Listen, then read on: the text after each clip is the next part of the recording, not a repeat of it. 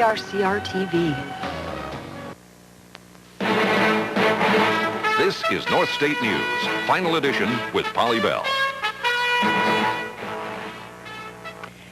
Good evening, everyone. Thanks so much for joining us tonight. A Northstate medical professional has been arrested on sexual molestation charges. Those charges include lewd acts with a 13-year-old girl. Matt Callanan reports.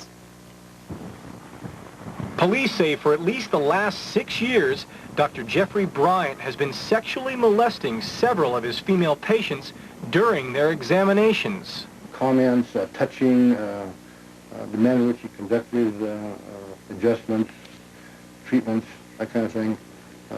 Some of the patients felt very uncomfortable during these treatments. A patient first reported the alleged abuse to authorities about a month ago. Red Bluff police investigated and found 5 other female patients who say the doctor molested them as well. One woman says she was 13 when she was abused.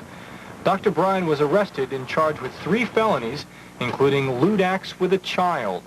Other chiropractors that do the same kinds of things, they also felt it was inappropriate. So subsequently all information was compiled and submitted to the district attorney's office, and apparently the district attorney's office felt that at least 3 alleged violations were illegal. Warrant was issued. Police say they expect media coverage of the case will bring forward even more victims. If convicted of all 3 felonies, Dr. Bryant could face up to 18 years in prison. Matt Callanan, Northstate News, Red Bluff. In Shasta Lake City, a man may be charged with embezzling thousands of dollars from a volunteer firefighters fund. Sheriff's investigators say Shasta Lake District Battalion Chief Earl Barr admitted to cashing checks totaling $11,400 between April and December of last year. What did he tell you? That he's been going through a lot of emotional and stress problems, didn't realize what he was doing, is now seeking help through Reading Specialty Hospital, and plans to repay the money as soon as possible. Detective Ashman says Barr spent part of the money on a car for his fiancée.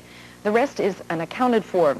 The money is not from any district funds, but the Volunteer Firefighters Association, and Barr was its treasurer.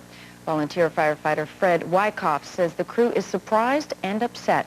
Disappointment than anything. We really kind of a shock that this would happen.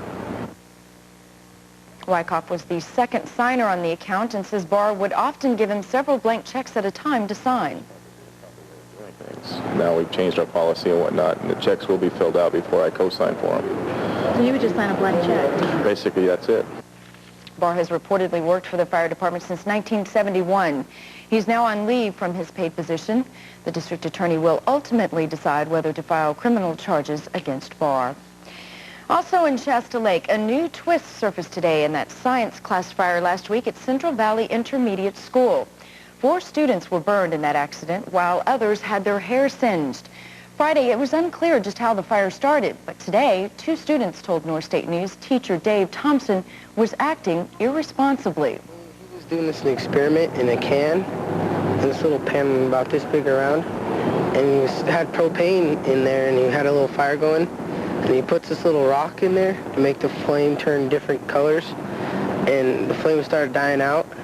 So he was going to pour some alcohol into this beaker, and he was starting to pour it in, and somebody bumped the table, and it bumped him, and he spilled the alcohol into the flame that shot it out and burnt a couple kids. He's usually a pretty responsible science teacher. We usually, when he's mixing chemicals, we usually sit down with heavy protective gear, but that day we didn't have any gear on, and there's lots of people crowded around him. Hopkins says Mr. Thompson did not have any fire extinguishers within reach, and apparently the fire didn't even happen during an actual science class, but during an elective period when students usually build models. Both students say Mr. Thompson appeared sad and shaken after the accident. Because today is a school holiday, Mr. Thompson was unavailable for comment. Another accident that could have turned deadly this weekend. 3 Reading residents narrowly escaped from their vehicle before it was hit by a moving train. The Southern Pacific freight train was heading south from Dunsmuir to Roseville. A little after 3 o'clock, it plowed into the Toyota pickup just north of the Shasta Dam Boulevard Railroad trestle. According to the sheriff's report, 19-year-old Jeremy Reinhart was crossing the tracks on his way to a friend's house when his truck got stuck. He and 2 passengers saw the train approaching and ditched the vehicle. It is unknown how fast the train was traveling, but when it hit the vehicle, it carried it down the tracks about half a mile. The train engineer declined our request for an interview, but since the truck was on private property, Southern Pacific could hold Reinhart responsible for damages. Mother Nature is causing damage throughout the Northstate as severe hailstorms create havoc on the roadways. The California Highway Patrol reports that there have been several car accidents. Earlier today on Highway 44 near Millville, a CHP car went off the road when the rain suddenly turned to hail. 2 other cars lost control and also slid off the highway. Everybody was coming pretty fast because they just hit it right up there.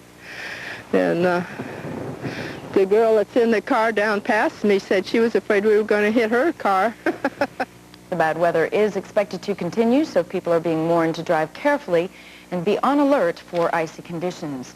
And to find out just what kind of conditions we're going to have, we'll have Jeff Heaton in here in just a moment. Stay with us.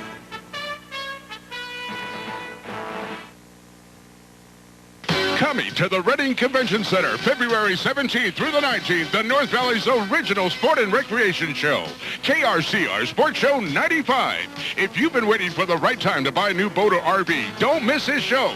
You'll find the lowest prices of the year on new fishing, ski, and family boats, motorhomes, tent trailers, fifth wheels, jet skis, canoes, and campers. You'll also find the lowest prices on new motorcycles and spas, supplies for fishing, hunting, and camping, demonstrations on fly tying, fly casting, gold panning, inline skate, hockey, and more. Plus, you can learn to sail on a sailing simulator machine. And live at this year's show, radio stations Q97 FM and KZAP. On stage, visit the RV Extravaganza, showcasing the biggest and best RVs this year. Plus, register to win great prizes like Waterwork family passes and a ski trip to Ashland. Need not be present to win. The best prices of the year on all new boats and RVs, February 17th through the 19th at the Reading Convention Center. Sports Show.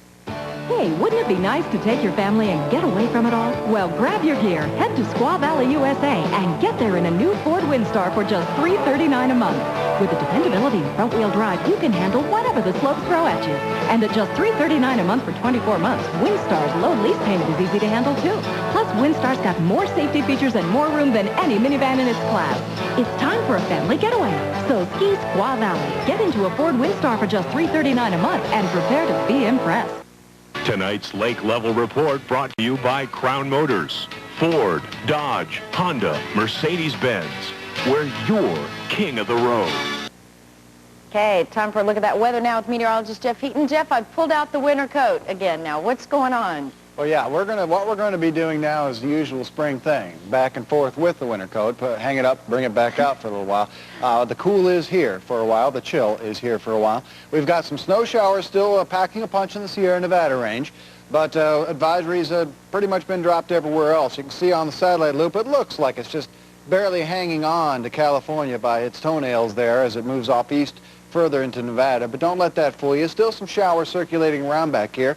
They're just light and easy in general, certainly as compared to what we've had for the past 24 hours. This is the easier stuff to contend with, but I must point out, snow levels are as low as they can go in some isolated pockets. We've got a cold air pool running across. Those are notorious for giving snow levels that range from 2,000 to 3,000 feet. So what we'll talk about is near sea level, and just let it go at that. Amounts are light, but keep in mind icy roads where you might least expect them. So beware of that tomorrow. This low will be moving off further to the east. In fact, as we head to the forecast map, you'll see what I mean.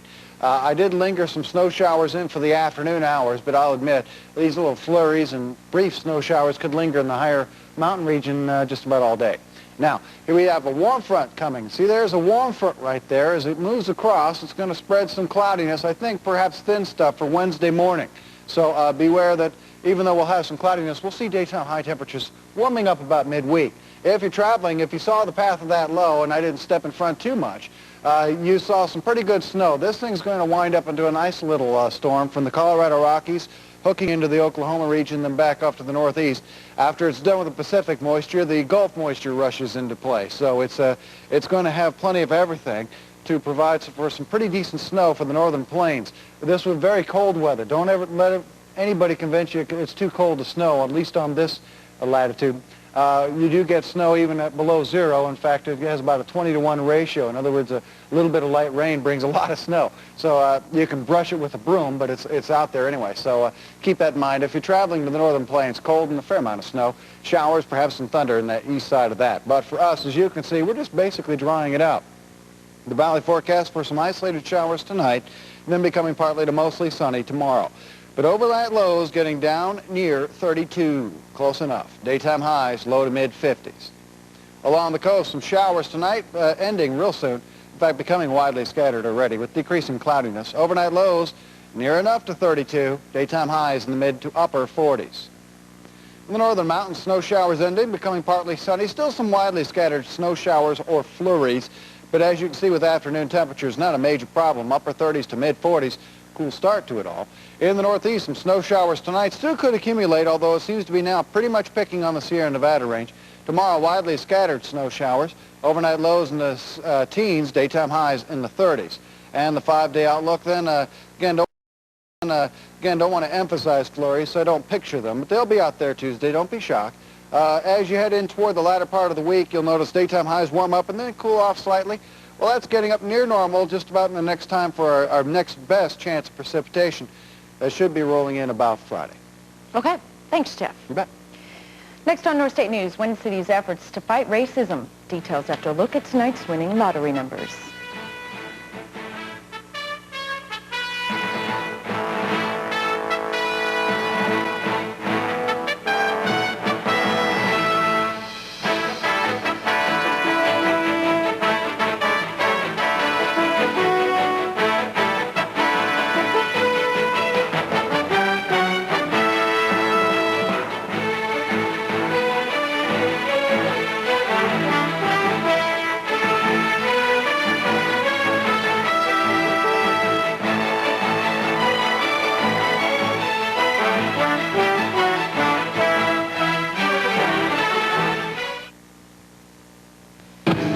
Want to get away from it all, head to Squaw Valley, USA. But get there in a new Ford Aerostar. With the extra traction of electronic four-wheel drive, you can handle whatever the slopes throw at you. And here's something that's easy to handle. For a limited time, get $1,000 cash back when you buy an Aerostar. Plus, Aerostar's got the safety of a driver's side airbag and rear anti-lock brakes. So if you want to get away from it all, ski Squaw Valley. Get into a Ford Aerostar with $1,000 cash back and prepare to be impressed. Are we dreaming? Escape, Calvin Klein. Your gift with any $40 Escape purchase at Gottschalk's. The best advertising is word of mouth. Translation, Percos. Again, Percos. Wonderful! You got it, Percos. Oh, this is terrific!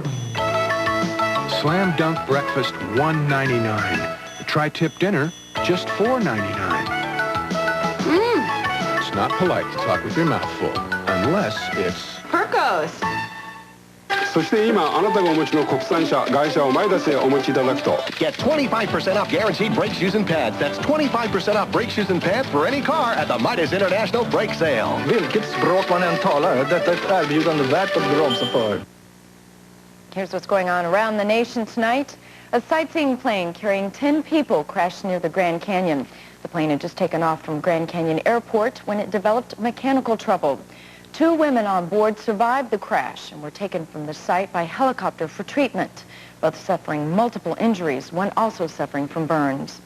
Meanwhile, House Speaker Newt Gingrich will stay out of the 1996 presidential race. Gingrich says he seriously considered a bid after Dan Quayle announced his departure from the GOP field. But today, Gingrich said his #1 priority is passing the measures in the Republicans' contract with America. And it appears one of Governor Wilson's priorities right now is appealing a federal judge's dismissal of California's immigration suit. A federal judge in San Diego rejected California's request for billions in reimbursement from the federal government to cover the costs of illegal immigration. Here in the North State, the first street sign against racism went up in Reading today. Will the message get lost, or will it serve as a reminder that racism cannot be tolerated? Here's Margaret Wolf. Last November 12th, a white woman allegedly mowed down with her pickup truck 3 Asian men. It happened at the Eureka Way 7-Eleven store in Reading. Police believe it was racially motivated. However, the suspect denies that. One organization in Reading is hoping their No Room for Racism signs will stop racial incidents. Today, supporters dedicated their first sign. It's posted at the western city limits on Placer Street. Representing the... Reading now takes its place as the second city in California, leading that zero tolerance for racism. I feel this puts Reading in a leadership position on this issue in the eyes not only of our community, but even the state and the world, and I think that's real exciting. 3 other signs just like this one will be posted throughout the city of Reading, but they may also be making their way into the classroom. Shasta County Superintendent of Schools is pushing that idea. It's more than a sign. It's a statement. It's a statement to the young people in our community that all of us are equal and that we will not tolerate racism, and I think that's an important statement to make. But will these signs really stop the problem? It could turn around. Things change, and these are the little things that help change things. It helps with the community and keeping people informed about racism issues. A Reading woman who's been honored for her dedication to ending racism may have summed up today's message best. Gets people's hearts and minds to thinking about the evil of racism and about the kind of good that could come when people unite and get to know each other. You know each other's cultures and know people as people. The signs cost $80 a piece, and they're all paid for by donations. Seems a small price to pay for what some might say is a giant step toward ending racism. In Reading, Margaret Wolf, Northstate News. In other news tonight, in Northstate rivers, no fish is coveted by commercial and